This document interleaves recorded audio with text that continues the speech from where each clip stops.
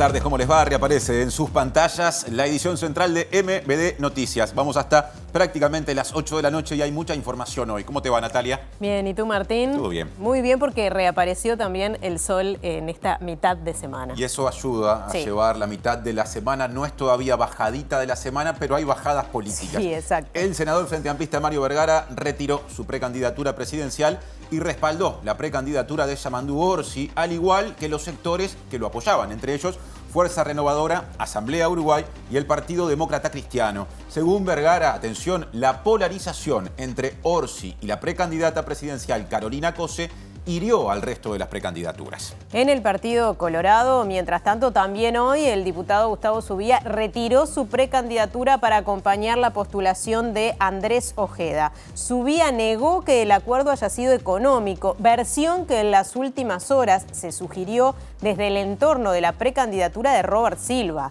En instantes, análisis de todos estos movimientos a cargo de nuestro politólogo Eduardo Botinelli. Muy político el comienzo de hoy, pero hay otros asuntos. Repasamos los titulares. COFE para 24 horas, por lo que no habrá clases en UTU y liceos, ni atención en salud pública, ni en oficinas públicas. El precandidato presidencial colorado Gabriel Gurméndez presentará sus propuestas en materia de seguridad. El abogado Jorge Barrera es el coordinador de su campaña en los equipos técnicos de seguridad y convivencia. Para el 49% de la población, la seguridad es la principal preocupación, según encuesta de Factum. Según la consultora Cifra, 29% de los hogares sufrieron algún robo o ataque violento en los últimos 12 meses.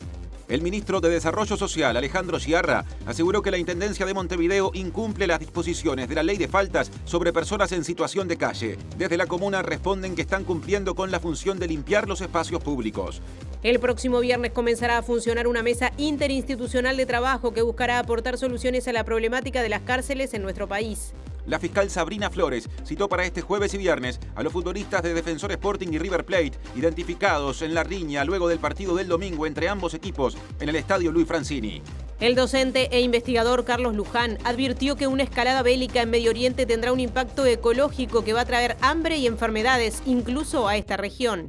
Con la presencia de 3 presidentes, entre ellos el uruguayo Luis Lacalle Pou, comenzó en Bariloche el Foro de Convergencia Empresarial que busca reunir a personas propietarias de empresas tradicionales y tecnológicas.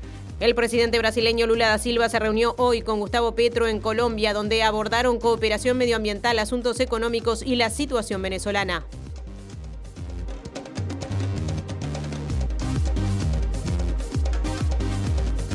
Pueden ver a través de la pantalla de TV Ciudad, por tvciudad.uy, también en vivo por YouTube, y nos pueden escuchar por la radio de la Universidad de la República, uniradio.edu.uy o 107.7 FM. Ahora sí, salimos del estudio.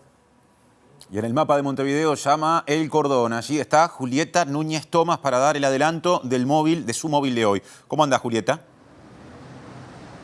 Martín, Natalia, muy buenas tardes. Aquí estamos en la sede del PIT-CNT, porque desde las 14 y hasta hace unos minutos nada más se venía desarrollando una actividad llamada Ambiente y Salud en la Agenda Sindical. El motivo era la discusión vinculada al modelo agropecuario, a los agrotóxicos y la afectación en ese sentido de la salud de trabajadoras y trabajadores. Así que vamos a estar compartiendo algunas novedades vinculadas a este sistema, a estos cuestionamientos que hace justamente el conjunto sindical a este sistema agroexportador.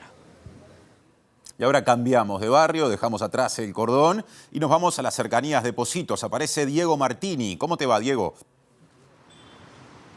Hola Martín, hola Natalia, buenas tardes para todas y todos. Nos encontramos en la Mutual Uruguaya de Futbolistas Profesionales porque hay preocupación, digamos, por los hechos ocurridos el pasado domingo en la riña que se dio en el partido entre Defensor Sporting y River, justamente entre futbolistas profesionales que, como escuchábamos, van a ser citados entre mañana y el viernes por la fiscal de flagrancia Sabrina Flores. Vamos a ampliar también con el testimonio del director nacional de deportes, Sebastián Bauzá.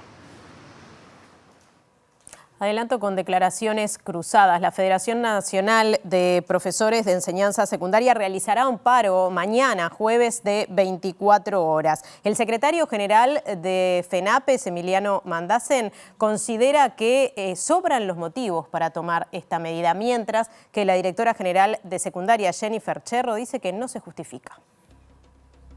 Si lo miramos desde el punto de vista de la organización, de cómo venimos trabajando, de los recursos humanos que tenemos, del nivel de horas dadas tempranamente y demás, no habría motivos reales para que FENAPES realizara ningún paro. Motivos para parar hay de sobra. Creo que Cherro tiene dos problemas. No se informa bien, está muy mal asesorada. Y es una característica, creo, de muchas jerarquías de este gobierno, del gobierno de la educación. Falta estudio y falta análisis.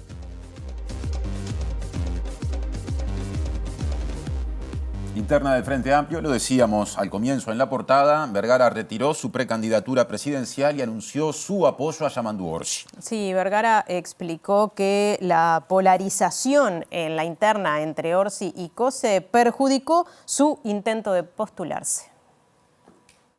No es una decisión de Vergara, es luego de la secuencia de reuniones y de debates que tuvimos en todos los sectores que integran Convocatoria Sereñista, efectivamente hemos decidido dar un paso al costado en cuanto a nuestra precandidatura, ¿verdad? Eso fundamentado en que los objetivos que nosotros nos trazamos en el terreno de contribuir al triunfo del Frente Amplio, en el sentido de fortalecer el espacio sereñista, bueno, hoy por hoy se lograrían con más factibilidad sin nuestra precandidatura. Eso está derivado del hecho de que la propia dinámica de la interna frente amplista ha recrudecido una polarización en un contexto de percepción de mayor paridad entre los candidatos y evidentemente esa polarización hiere las precandidaturas que estamos fuera de esos dos polos, ¿verdad?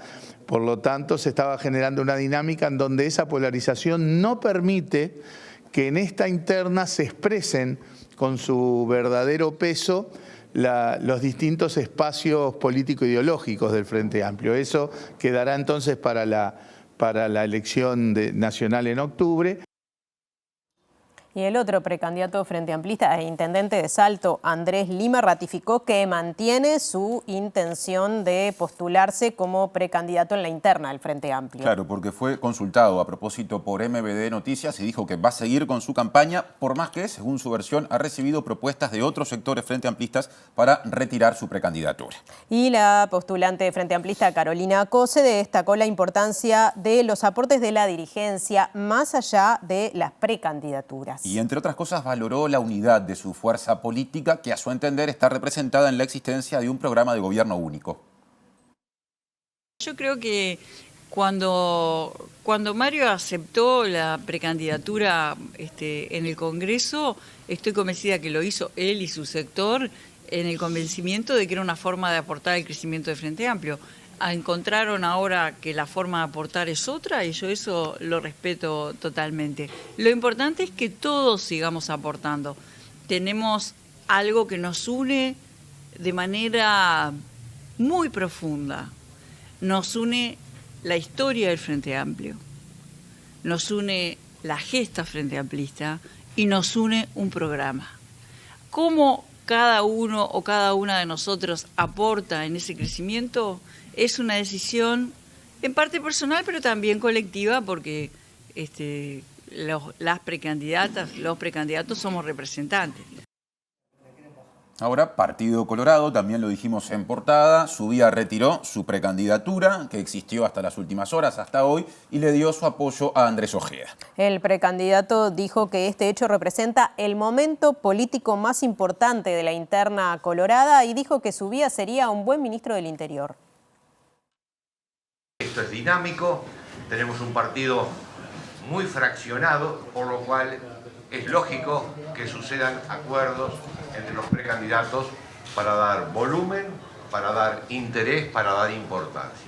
Ojeda destacó que lo une con el exfiscal la renovación del Partido Colorado, el énfasis en las políticas de seguridad pública que, según él, el Partido Colorado debería liderar y la voluntad que el Frente Amplio no vuelva al gobierno. Yo les diría que es un quiebre en la campaña interna del Partido Colorado.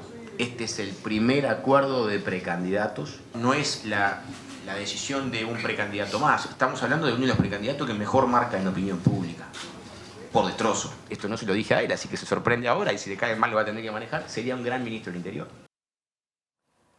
Legisladores y legisladoras que representan la precandidatura presidencial de Colorado, de Robert Silva, difundieron una versión periodística que asegura que Subía apoyó a Ojeda a cambio de dinero y que el precandidato Tabaré Viera intentó hacer lo mismo. Según Subía, el acuerdo no consistió en que exista financiamiento, sino en colaboración. Horas antes del anuncio del acuerdo entre Ojeda y Subía, el diputado Felipe Schipani compartió en la red social X un video del periodista Pablo Fernández, quien el domingo pasado se refirió en Canal 4 a las presuntas negociaciones económicas entre Subía, Ojeda y Viera. A mí lo que me dicen del entorno de Tabaré Viera es que fueron a hablar con Subía y le consultaron ¿cuánto te ofreció Ojeda? Te lo igualamos. En su publicación, Schipani asoció esas prácticas a lo que definió como el viejo Partido Colorado. El diputado Sebastián Sanguinetti, que es suplente de María Eugenia Rosselló, publicó el mismo video y escribió que ponerle precio a los principios es todo lo que está mal en política. Rosselló, por su parte, ayer publicó un video de una reciente entrevista a Robert Silva en Tele 12, en la que el precandidato parece referirse a la misma versión periodística. El otro día un programa periodístico decía de que hay plata, de que quien da más y todo. Ese Partido Colorado, les digo francamente, es un Partido Colorado que yo no quiero. Si bien Subía y Ojeda hoy no recibieron consultas al respecto de la versión publicada en Canal 4, el diputado pareció aludirla al aclarar que no hay financiamiento, pero sí colaboración entre ambos. Sobre mí, algún programa no fue muy feliz en hablar de procurar financiamiento, no financiamiento. La base va a ser una colaboración. Yo voy a colaborar con Andrés porque tenemos una red en el interior, tenemos 6 clubes en Montevideo. Él va a colaborar en la parte de publicidad conmigo, son las normales que se dan en toda situación de este tipo de alianza. Y ahora Partido Nacional, porque el precandidato presidencial Álvaro Delgado le pidió al presidente del directorio nacionalista, Pablo Iturralde, una reunión con todas las personas que encabezan precandidaturas presidenciales a nivel institucional. Su intención es que todos los demás contendientes se comprometan a presentar la fórmula electoral para octubre, la noche de las elecciones internas. Todos tenemos sobre nuestras espaldas, y los que somos candidatos o precandidatos a presidente, mucho más, la responsabilidad de ir rumbo a las elecciones internas con unidad, con fraternidad, con acuerdos y con esa cosa que es natural que tenemos. Y la verdad que hablaba con el presidente del directorio del Partido Nacional, con Pablo Iturralde ayer. Le decía, Pablo, está bueno que antes de las elecciones internas nos juntemos todos los precandidatos con el directorio y asumamos todos un compromiso que en realidad es un compromiso que ya lo tenemos todos adentro nuestro, asumido. Pero lo hagamos en un ámbito que es muy institucional, partidario, eso que nos remueve el corazón y el alma, que es no solo hacer una campaña de unidad, sino que la noche de las elecciones internas, una vez que se exprese la gente y decida quién es el candidato que va a representar al Partido Nacional en las próximas elecciones, o sea, el candidato que tiene chance de ser presidente de la República, esa noche el partido anuncia no solo el candidato, sino la fórmula.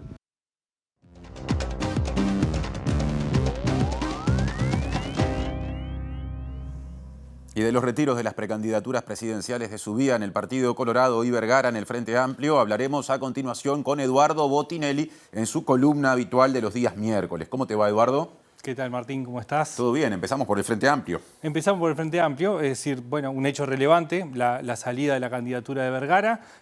Primero porque cambia la oferta electoral directamente, es decir, más allá de hacia dónde traslada o no, que lo vemos ahora, lo cierto es que la oferta electoral ya cambia en el Frente Amplio, de tener 4 candidaturas pasa a tener 3, con un historial, digamos, en términos de largo y corto plazo, es decir, bueno, Vergara ya fue candidato en 2019, igual que Subía, ¿no? Dos precandidatos de 2019 que arrancaron la campaña esta y ahora bajan su candidatura, pero en aquel momento la candidatura de Vergara lo que permitió fue consolidar un liderazgo que después fue construyendo desde el Senado, en lo que desembocó en lo que hoy es convocatoria serenistas progresistas, ¿no? Es decir, en aquel momento tuvo una utilidad, a pesar de haber votado un 9%, digamos, ¿no? Es decir, no tuvo una gran votación, sin embargo le permitió esa candidatura impulsar ese liderazgo que fue construyendo desde el Senado. Primero fundó Fuerza Renovadora, que es su propio sector, y Convocatoria como paraguas más amplio más recientemente. Exactamente. Y claramente ahí la diferencia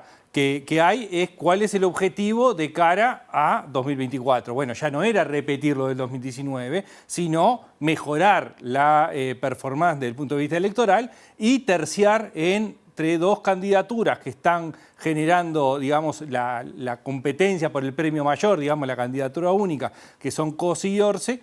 Y por otro lado aparece la candidatura de Vergara y de Lima, que aparecían como lugares de generación de nuevos espacios o de futuras posibilidades, pero en niveles distintos. Lo que Vergara buscaba era justamente romper o por lo menos de alguna forma amainar la polarización que se podía llegar a conformar y que de hecho empieza a conformarse. Entonces, a medida que se fue aproximando la instancia electoral, fuimos viendo que esa precandidatura empezó a perder algunos apoyos, ¿no? Primero fue Plataforma y Magnolia, después Asamblea Uruguay ratificó desde el punto de vista de su organismo central la ratificación del apoyo a Vergara, pero dejando en libertad las departamentales. Y hubo decisiones de varias departamentales de Asamblea Uruguay de apoyar la candidatura de Orsi. Entonces eso, de alguna forma, junto con la performance en las encuestas, fue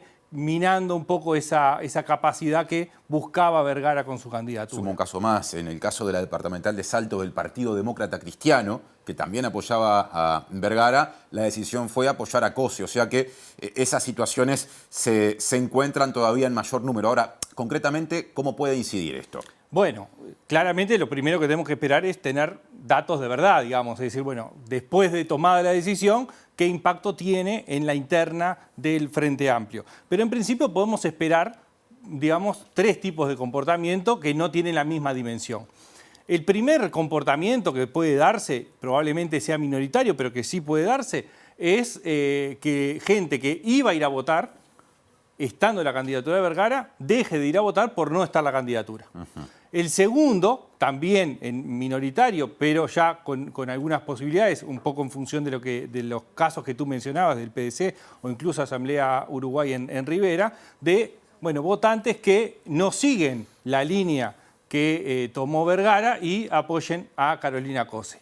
Lo esperable en términos mayoritarios es que efectivamente siga hacia Orsi gran parte de quienes apoyaban a Vergara, entre otras cosas, no solamente por la decisión de Vergara, sino porque toda la línea general de convocatoria fue yendo hacia el mismo lugar. Claro. Es decir, primero, esto que hablamos de Plataforma, Magnolia, las propias departamentales de Asamblea Uruguay, de a poco fueron yendo hacia el mismo lugar y la decisión de Vergara termina siendo hacia ese lugar. Es decir, hay una afinidad en una parte importante, por lo menos en las dirigencias, hacia la candidatura de Orsi, por lo tanto es probable que de alguna forma pueda incidir favorablemente. Una pregunta en clave parlamentaria ahora, antes de pasar al Partido Colorado para respuesta breve. Los sectores que inicialmente apoyaban a Vergara y que luego empezaron a separarse, en el 2021, en la interna orgánica del Frente Amplio, fueron juntos en una hoja de votación con el número 95 y salieron terceros, después del Partido Comunista y el MPP. La posibilidad de que eso se redite para el Senado, para octubre. ¿Cómo queda o qué chance de concretarse tiene después de todos estos ruidos? Bueno, al final, esos ruidos que se fueron generando terminan en el mismo lugar.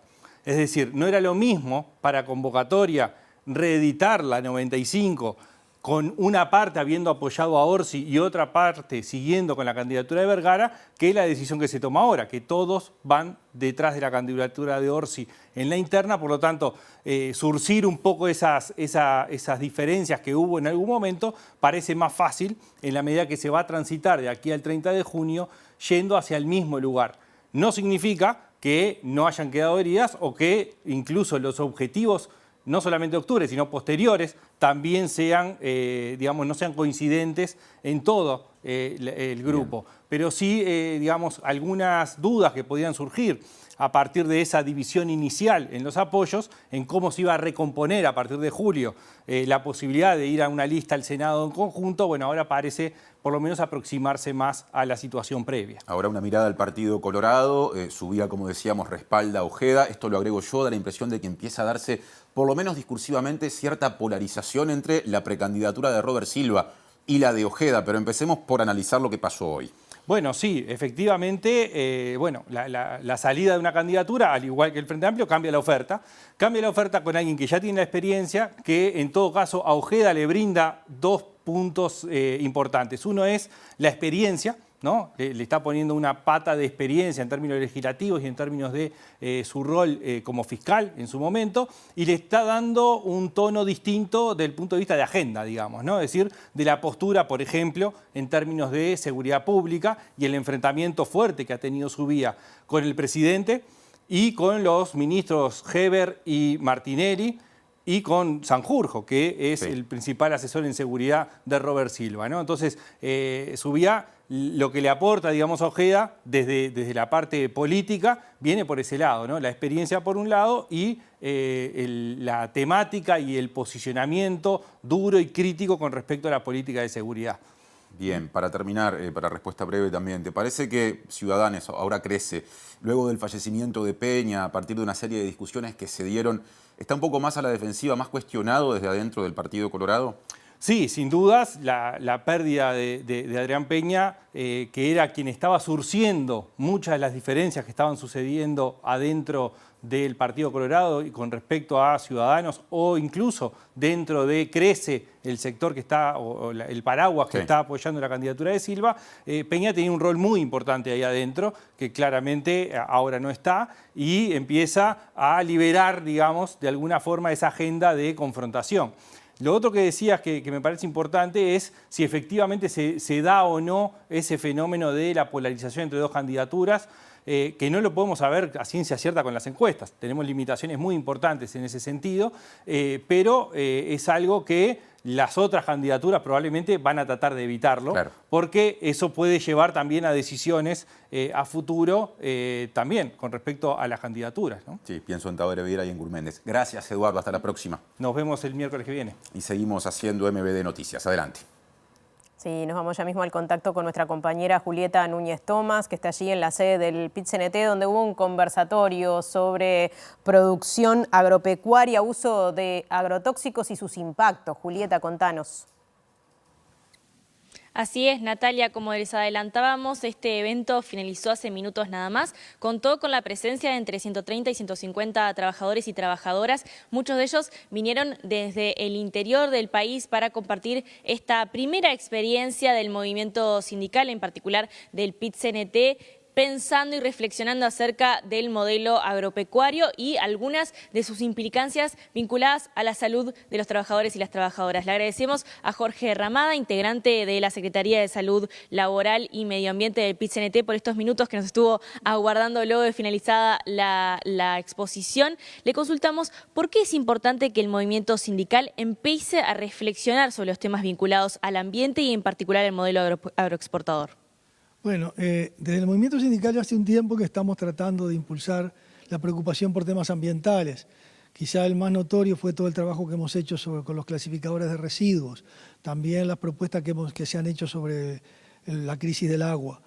En los temas de agrotóxicos, los problemas los viven fundamentalmente los compañeros que trabajan en el medio rural, que se ven afectados por ello, que sufren enfermedades que muchas veces ni se animan a denunciar porque se quedan sin trabajo, donde hay persecución sindical importante, donde cuesta organizarse e incluso cuesta que se les reconozcan las afecciones que tienen como enfermedades derivadas del trabajo.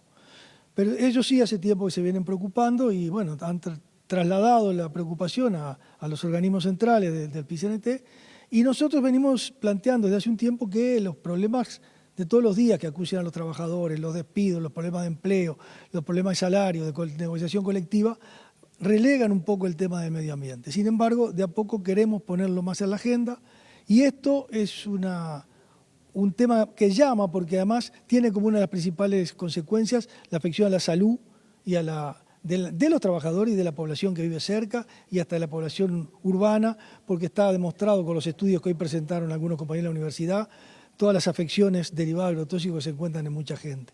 Entonces es hora de que nosotros, el movimiento sindical, junto con un montón de organizaciones que vinieron acá, porque acá no estuvieron presentes solo trabajadores, estuvieron presentes organizaciones de productores agroecológicos, organizaciones de vecinos de zonas afectadas, organizaciones que se preocupan de temas vinculados a esto, estuvieron los apicultores, en fin, mucha gente con la cual queremos de alguna manera tejer redes para avanzar en la defensa del ambiente y de la salud. Y sobre todo lo que quedó claro con todas las exposiciones es que acá hay un modelo productivo que se basa en la gran productividad de grandes extensiones y de monocultivos homogéneos, que es el que genera los problemas. Es la necesidad de incrementar el uso agrotóxico porque a las malezas se resiste más, que se echa de más, que no se cuida, que el Estado no fiscaliza, el Estado está favoreciendo a los que contaminan mucho más que a la población. Se han permitido de apuro autorizaciones agrotóxicos que estaban prohibidos, se ha dejado de exigir los registros de los productores y los aplicadores, dejando la buena voluntad de ellos, a la famosa libertad responsable.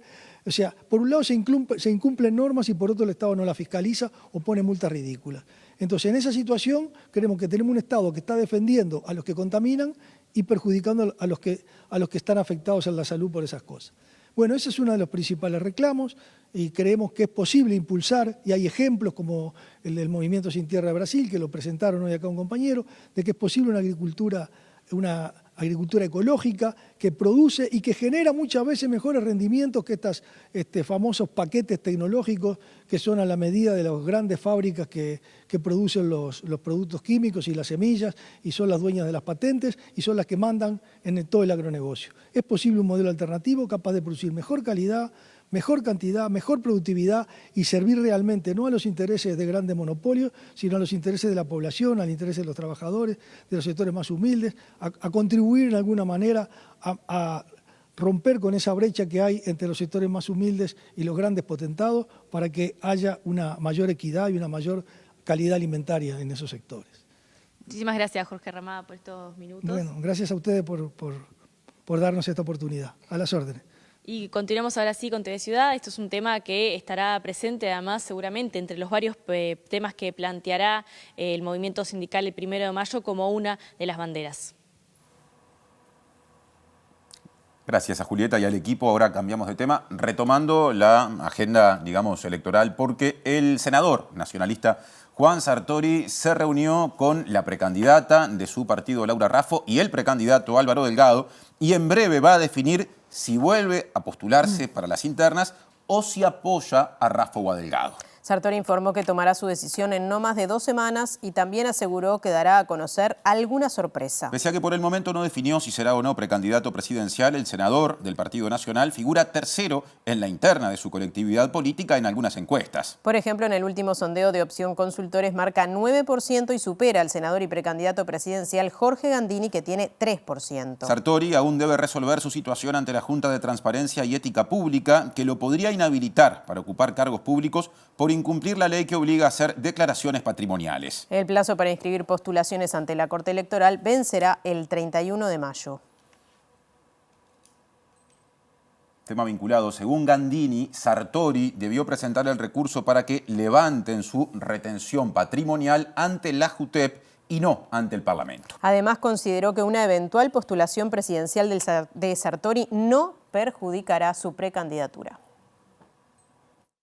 Juan Sartori se presenta una petición para que se deje sin efecto en el Parlamento la sanción que le aplica la JUTEP. Yo tengo algún informe jurídico mío, de mi equipo, que me dice que ese recurso debe presentarse ante quien dictó el acto administrativo y no ante quien lo tiene que ejecutar.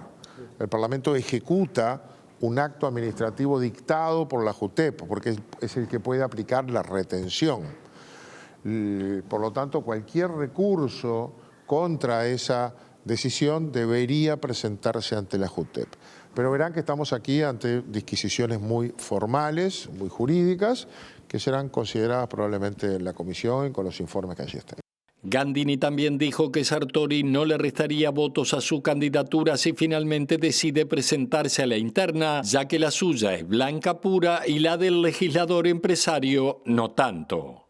Yo no creo que el perfil de Sartori afecte mi candidatura, que es muy blanca, muy militante, muy wilsonista. Él como que aporta otra cosa y bienvenida sea. ¿No es muy blanca la de Sartori? No. No, es una cosa nueva, diferente, él mismo se define diferente. Yo voy mucho más a las bases, a la tradición, a los principios originales. Cambiando de asunto, el ministro de Desarrollo Social, Alejandro Sciarra, aseguró que la Intendencia de Montevideo incumple las disposiciones de la ley de faltas sobre personas en situación de calle y no colabora en los controles. El director de Desarrollo Ambiental de la Intendencia, Guillermo Monchequi, le respondió y dijo que la comuna sí cumple porque limpia los espacios públicos.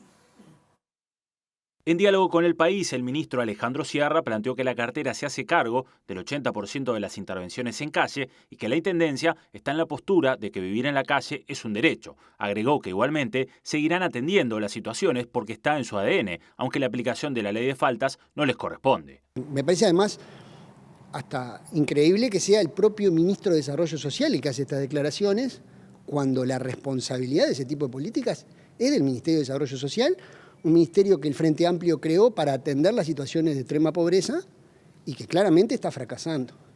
Me parece preocupante incluso porque omite los espacios de coordinación interinstitucional que hoy existen.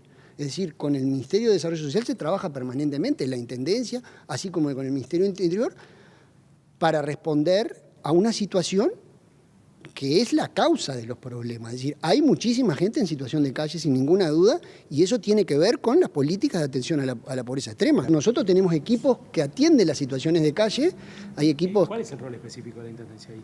Y es mantener la limpieza de la ciudad, el entorno, el espacio, y entonces al intervenir esas cosas, asegurar la circulación, ese tipo de cosas, pero además cuando se hacen ese tipo de acciones, que se hacen todos los días, lamentablemente, porque como todos los montevideanos y montevideanas saben, la gente en situación de calle cada vez es más.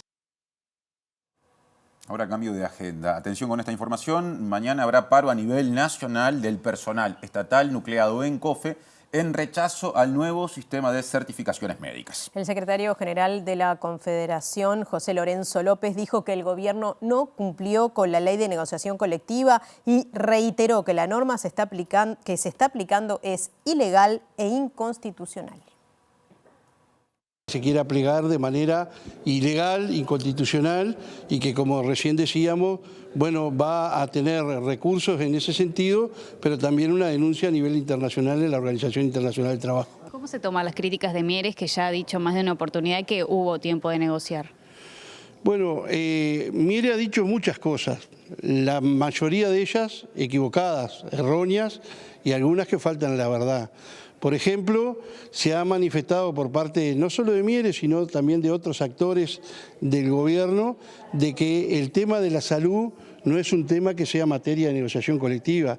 Se ve que no han leído la ley de negociación colectiva, que invito a la población a leerla, ley 18.508, artículo 4, donde está la materia de negociación, literal A, establece que las condiciones de trabajo, la salud e higiene laboral son materia de negociación colectiva y, sin embargo, no convocaron ningún ámbito durante los 4 años, ni siquiera ahora que el presidente de la República había establecido un plazo de 60 días. Y para el ministro de Trabajo y Seguridad Social, Pablo Mieres, la medida de COFE es injusta, excesiva y no va por el camino correcto. Dos cosas más. Según Mieres, hubo negociación a propósito de este tema desde el año 2020 y además el actual sistema de certificaciones médicas, que cuestiona COFE, a su entender es beneficioso o ventajoso en comparación con el que rige en el sector privado. Bien, y este jueves, con motivo del paro de COFE, varios servicios públicos modificarán sus actividades y otros no funcionarán. Sí, atención, porque no va a haber clases en los liceos ni en los centros de UTU, pero sí las va a haber de forma normal en las escuelas públicas y jardines de infantes, porque la Federación Uruguaya de Magisterio adhiere al paro, pero sin cortar la actividad. La Administración de los Servicios de Salud del Estado verá afectados todos los servicios a nivel nacional y solo se dispondrán guardias gremiales para atender urgencias, emergencias, pacientes oncológicos y los pacientes internados en los diferentes centros de salud. Por su parte, las dependencias y oficinas centrales tanto del INISA como del INAU no funcionarán durante todo el día y solo se tendrán en régimen de guardia gremial los servicios donde niños, niñas y adolescentes se encuentren en régimen de 24 horas. Tanto el Ministerio de Trabajo y Seguridad Social y las dependencias del Ministerio de Educación y Cultura tendrán sus servicios afectados durante toda la jornada. No se realizarán casamientos en el registro civil y tampoco funcionará la Biblioteca Nacional, que permanecerá cerrada. En el Ministerio de Economía se afectará la atención al público en las unidades ejecutoras y no habrá en la jornada del jueves sorteo de loterías y quinielas. El comunicado de COFE establece que en el Instituto Nacional de Rehabilitación no funcionará ninguna oficina y en las unidades penitenciarias de todo el país se trabajará en régimen de guardia gremial. En los casos de las carteras de Trabajo y Seguridad Social, Desarrollo Social, Ganadería, Agricultura y Pesca, Transporte y Obras Públicas, Industria, Energía y Minería y Ambiente, se verán afectados todos los servicios de atención al público a lo largo de la jornada. Por su parte, FENAPES, la Federación Nacional de Profesores de Secundaria y la Asociación de Funcionarios de la Universidad del Trabajo, AFUTU, decidieron sumarse al paro general de 24 horas, por lo que en secundaria y UTU también tendrán afectaciones sus clases. Por último, la Federación Uruguaya de Magisterio adhiere a la convocatoria de la movilización, pero no detendrá sus actividades. Nos quedamos con uno de estos últimos datos, porque el Sindicato Nacional Docente de Secundaria va a parar y además también va a convocar o convoca a la movilización convocada por COFE. Sí, el colectivo aseguró que hay varios motivos para adoptar esta medida y señaló que la directora general de Educación Secundaria, Jennifer Cherro, está desinformada y mal asesorada. Habría que preguntarle a Cherro, primero, ¿por qué tenemos estudiantes sin profesores? ¿Por qué tenemos salones que se llueven? ¿Por qué tenemos una cantidad de situaciones de sobrepoblación de estudiantes en algunos grupos? ¿Por qué tenemos una situación muy grave de subejecución en la ANEP de 80 millones de dólares? ¿Cómo le explican a la sociedad que a esta altura en un fondo de inasistencia existen 3.200 millones de pesos? O sea, 80 millones de dólares que podrían estar siendo usados para, de alguna manera, paliar estas situaciones y están guardados en el códice. Entonces, motivos para parar ahí de sobra. Creo que Cherro tiene dos problemas. No se informa bien, está muy mal asesorada. Y es una característica, creo, de muchas jerarquías de este gobierno, del gobierno de la educación. Falta estudio y falta análisis. Hay que sentarse, estudiar, leer. La escuché en las últimas horas plantear el tema de natalidad. Yo creo que en el tema de natalidad hay un problema que ya impactó en primaria claramente y va a comenzar a impactar en media. Ahora, no puede ser una variable de ajuste para hacer sobrepoblación de grupos. Sería una excelente oportunidad para mejorar las condiciones de aprendizaje y las condiciones de trabajo, por ejemplo, achicando la cantidad de estudiantes por grupo.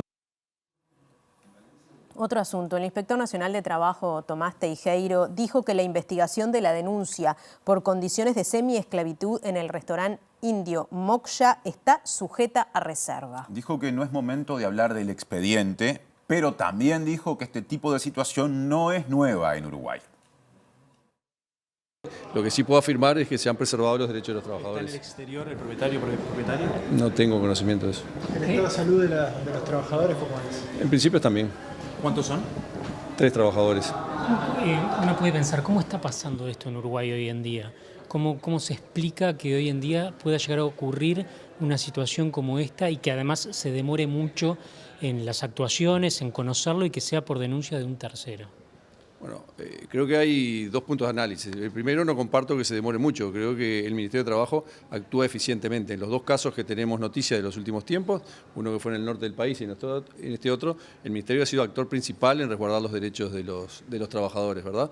Ahora, es una circunstancia a la que en Uruguay no estábamos acostumbrados, en la cual tenemos que poner un foco, que sin lugar a duda lo estamos haciendo porque estamos trabajando con éxito, Ministerio de Interior, Ministerio de Trabajo, Mides cuando corresponde, ¿verdad? Pero es algo que revela síntomas de unas nuevas circunstancias que en Uruguay no se conocían. La prueba está que la mayor parte de este tipo de situaciones, cuando se confirman, implican tangencialmente a trabajadores uruguayos. Entonces hay que poner un ojo en el resguardo precisamente de los trabajadores migrantes, que cuando vienen a Uruguay buscando un mejor destino, verdaderamente lo encuentren y no sean víctimas.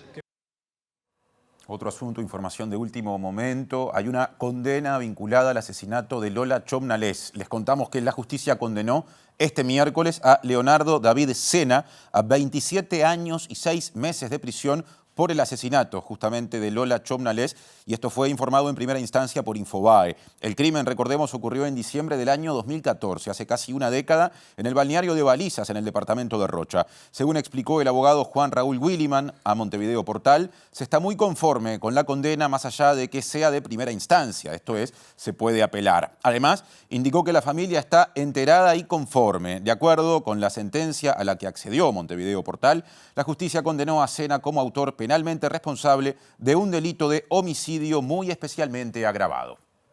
La fiscal Jessica Pereira. Presenta Antel, socio de tu negocio. Ahora salimos del estudio, vamos al contacto con nuestro compañero Martín Duarte, que tiene novedades de la precandidatura del Partido Colorado de Gabriel Gurméndez. Martín. Así es, Natalia, estamos en la presentación del equipo de seguridad y las propuestas de seguridad vinculados a Gabriel Gurméndez, como ustedes señalaban, que entre sus principales propuestas hace referencia a un traslado de efectivos policiales de prefectura y de aeronáutica. Se habla de alrededor de 1.700, a la creación de un superministerio del interior, la creación también de 3 cárceles con 500 plazas y de alguna forma quien está hablando ahora es Jorge Barrera, que es el que lidera el equipo de seguridad y convivencia ciudadana. Justamente conversamos unos minutos antes con Gabriel Gurméndez, que hacía referencia a el énfasis de dónde va a estar puesto en materia de seguridad. Funciona, porque el crimen transnacional está absolutamente... El Superministerio del Interior, reforzado con más de 1.500 efectivos de la Prefectura Nacional Naval, puestos a disposición inmediata y eficaz del combate al delito organizado, en un ministerio donde queremos tener un comando único, donde se coordinen todos los recursos que se encuentran en distintas reparticiones del Estado, en términos de información, investigación e inteligencia, para darle prioridad a esta lucha. Estamos también planteando darle un derechazo en el mentón al narcotráfico en el lugar donde más le duele. Estos delincuentes organizados hacen esto por dinero. La vida de lujos, las mansiones, los autos de alta gama. Nosotros queremos ir detrás de la ruta del dinero, fortalecer el lavado de activos y combatir a estos delincuentes en sus bolsillos, que es donde le va a pegar. Usted habla de un superministerio. ¿Fusionaría, por ejemplo, el Ministerio de Defensa con el Ministerio del Interior? No, estamos proponiendo pasarle efectivos de la Prefectura Nacional Naval, que son personal de naturaleza policíaca, para reforzar el Ministerio del Interior y darle al Ministerio del Interior la capacidad de comando centralizado y unificado de todos estos recursos que están dispersos en distintas oficinas, incluyendo el control y supervisión del trabajo que realizan las aduanas en los escáneres del puerto, que se deben reforzar, y además en lo que refiere a lo que es la inteligencia del Estado, que está dispersa en distintas reparticiones. Habían 11.789... Bueno, en torno a las propuestas que hacíamos mención de la creación de 3 cárceles nuevas con una plaza de 500 personas privadas de libertad para cada una de ellas, se hace referencia también a que las cárceles saldrían de la órbita del INR y pasarían a un vínculo de PPP. Por otro lado, el propio Gurméndez se refirió a este acuerdo anunciado en la jornada de hoy entre el precandidato Andrés Ojeda y Gustavo Subía, y señaló de alguna forma que son 2 perfiles totalmente distintos y que serán ellos los encargados de explicarles justamente a los votantes el porqué de esta alianza. Por otro lado, los acuerdos políticos son acuerdos políticos. Aquí hay 2 dirigentes políticos bastante diferentes.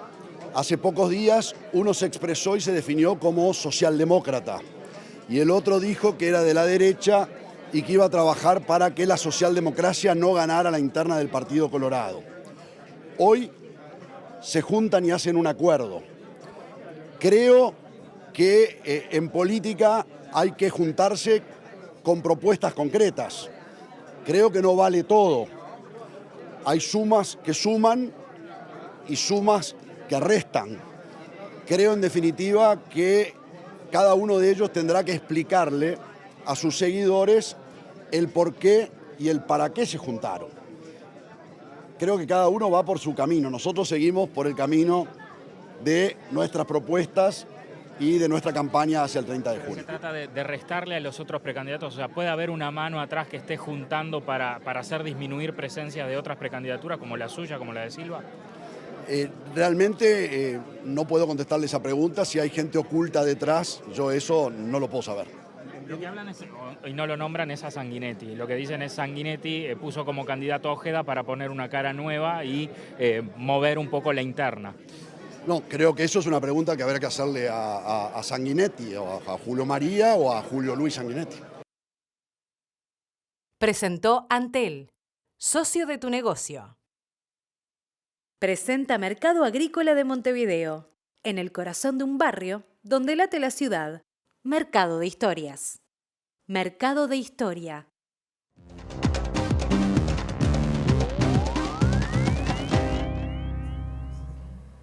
¿Qué tal? Buenas noches. Abrimos el capítulo internacional hablando del Foro de Convergencia Empresarial que se está desarrollando en Bariloche, en la provincia de Río Negro, en la República Argentina. Más concretamente, en el coqueto Hotel Yao Yao, donde anualmente se organiza este foro por parte de Eduardo Einstein, que es uno de los principales empresarios de la República Argentina. Allí están invitados los líderes de las empresas milmillonarias, por eso están Bulgeroni, está también el dueño de Mercado Libre, Galperín, entre otros, pero también se convoca a presidentes, dirigentes políticos y otras personalidades. Allí está también el presidente uruguayo Lacalle Pou, el presidente paraguayo Peña, también por supuesto el presidente argentino Javier Milei. Los temas son varios, entre ellos la actual situación de los mercados, la inteligencia artificial y también los conflictos internacionales. De lo que allí se habla, se va a saber poco.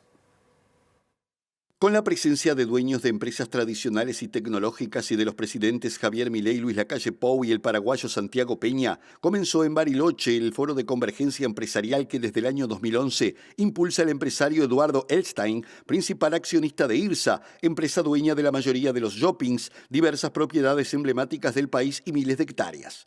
El objetivo es reunir a propietarios de empresas valoradas en más de $1.000 millones, junto con científicos, miembros de organizaciones sociales, líderes sindicales y diversos economistas que tratarán una multiplicidad de temas como perspectivas a futuro para los negocios de cada sector, el desarrollo de la inteligencia artificial, así como hechos a nivel internacional con analistas del exterior, para tratar temas como la invasión rusa en Ucrania, el conflicto en Oriente Medio y el reciente bombardeo de Irán contra territorio israelí.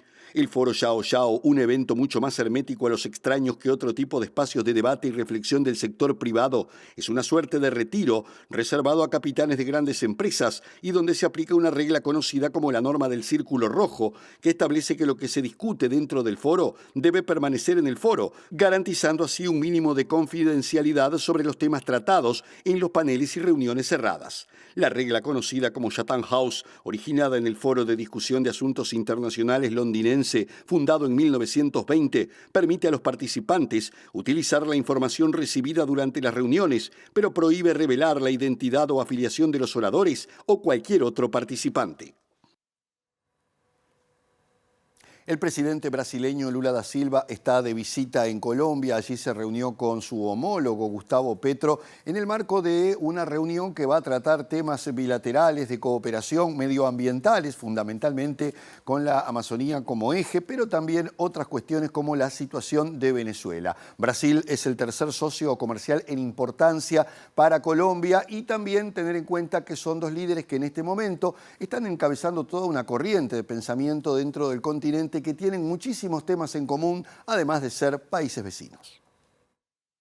La presidencia colombiana informó que las delegaciones de los dos gobiernos sostendrán reuniones para tratar asuntos específicos de interés binacional, como la implementación de la Declaración de Belén do Pará en 2023, regulación farmacéutica, corredores bioceánicos, turismo, homologación de títulos universitarios e interconexión eléctrica. El brasileño y el colombiano, que se han elegido como los principales líderes sudamericanos que defienden el medio ambiente, tratarán temas estratégicos bilaterales, entre otros la protección de la Amazonía, así como también también temas de comercio e inversiones, desarrollo sostenible y cooperación amazónica, programas sociales, derechos humanos y agricultura familiar, entre otros. Se espera que también aúnen visiones sobre Venezuela, ya que ambos países han manifestado su preocupación por las trabas impuestas para la inscripción de algunas candidaturas presidenciales de la oposición de cara a las elecciones del próximo 28 de julio, pero no consideran que aislar a ese país sea la respuesta. Brasil es hoy el tercer mayor socio comercial de Colombia por detrás de Estados Unidos y China, por lo que los dos gobiernos pretenden ampliar ese intercambio y después de la reunión y de una declaración oficial, ambos mandatarios se dirigirán al Foro Económico Brasil-Colombia, que reunirá a 300 empresarios de ambos países. Presentó Mercado Agrícola de Montevideo, en el corazón de un barrio donde late la ciudad. Mercado de Historias. Mercado de Historia. Muchísima cosa hoy. Pasó el primer bloque por ahora. No se vayan que hay más después de la tanda.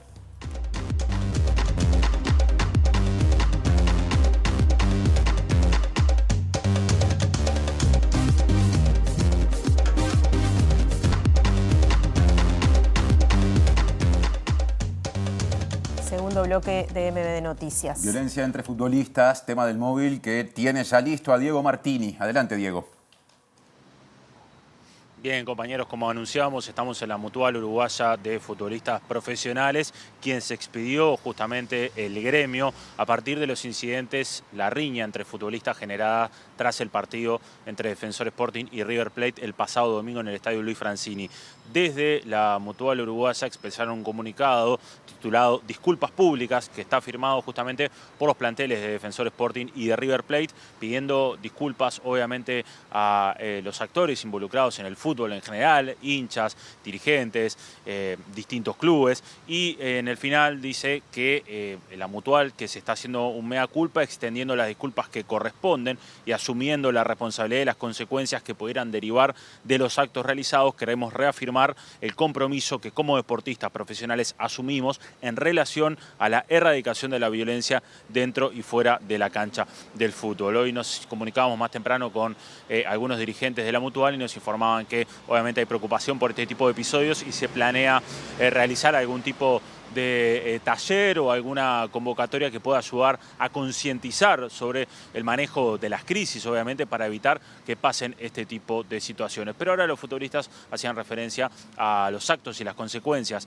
Por este motivo, la fiscal Sabrina Flores, fiscal de flagrancia de 12 turno, va a citar mañana o le va a tomar declaración mañana a 3 futbolistas de Defensor Sporting Club y el día viernes lo hará con 2 futbolistas de River Plate. Van en calidad de indagados por haber sido identificados como quienes participaron de esta riña en espectáculo deportivo, que es el título que tiene la carátula de la investigación que estaba llevando adelante la fiscal Sabrina Flores. Y una de las penas que podrían llegar a tener los futbolistas es la inclusión en la llamada lista negra. ¿Y esto qué implicaría? Que los futbolistas no podrían participar de ningún evento deportivo como hinchas, únicamente lo podrían hacer como futbolistas. Mañana también en el Parlamento estará presente el presidente de la Asociación Uruguaya de Fútbol y el director nacional de deporte, Sebastián Bauzá, y probablemente van a ir por el Mundial 2030, pero probablemente sean consultados por este tema, y esto nos decía Sebastián Bauzá más temprano. Nos preocupó desde que asumimos, por algo nosotros, desde la ley de urgente consideración que fue votado por todos los partidos políticos, reglamentamos lo que era el ingreso a la lista negra. En la lista negra hay 3 categorías. La lista negra es la lista de impedidos.